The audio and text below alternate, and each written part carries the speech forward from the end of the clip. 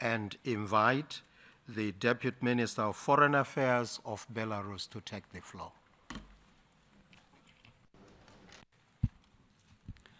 Уважаемые, Mr. Chairman, in connection with the priority topic for this session, I would like to make three fundamental statements. Firstly, we have never or never will eliminate poverty and achieve prosperity for all if we do not try to achieve equality of opportunity. This is a central task in order to provide policies for development at the national level so that no one might be left behind. The poor, young people, women, the elderly, people with disabilities, orphans, and the young and large families. Belarus has been steadfastly following this policy at the national level. In order to carry out this for itself, Belarus has established a system of education and healthcare and effective machinery for state social support and sustainable economic growth for guaranteeing employment and decent jobs for all, and stimulating private initiative and the formation of a state-private partnership for development. In this work, what is important are verifiable statistical data. So one of the important tasks of the UN system is to help states to work and adapt at the national level systems for gathering disaggregated data, which are designed to solve tasks on the agenda for sustainable development. Secondly, ensuring equality of opportunity, which is critically necessary at the national level. However, it is of enormous importance in eliminating inequality at the global level as well. The attention of the systems of the United Nations bodies and the donor states, quite rightly, is designed to solve problems which for the least developed countries. But we can't forget that if the system of the United Nations were to leave one alone with their problems, the problems with medium income, the world would not be able to overcome the problem of poverty either.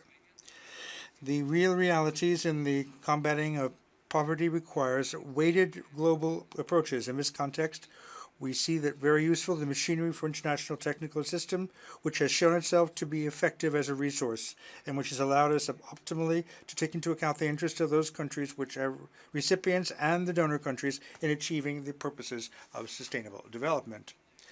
Global inequality is a problem that is age-old.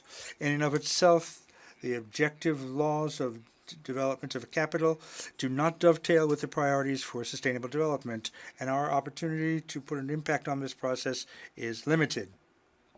But where international community can really help in the progress of humankind to a more global justice is in refraining from the creation of additional obstacles to development.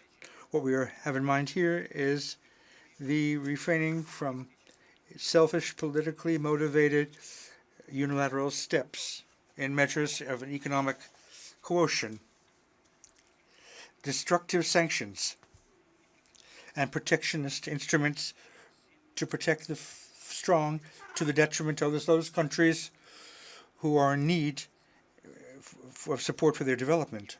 We will not fool ourselves.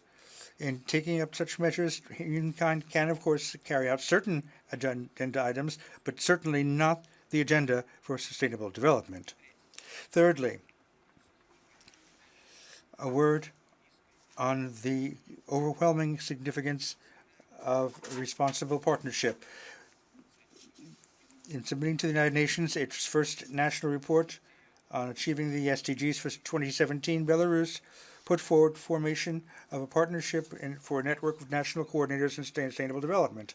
As a contribution to its implementation, Belarus has, together with the United Nations, organized a regional forum for the building of partnership in support of national efforts for sustainable development. This meeting will take place in Minsk in a little over 3 weeks' time. Participation in the forum has been reaffirmed by the first Deputy General Secretary and the High Representatives of the World Bank.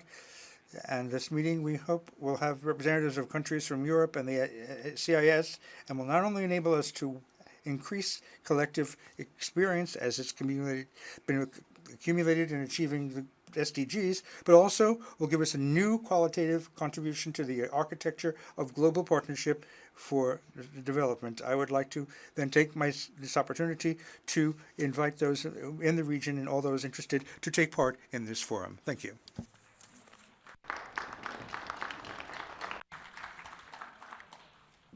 I thank the Deputy Foreign Minister of Belarus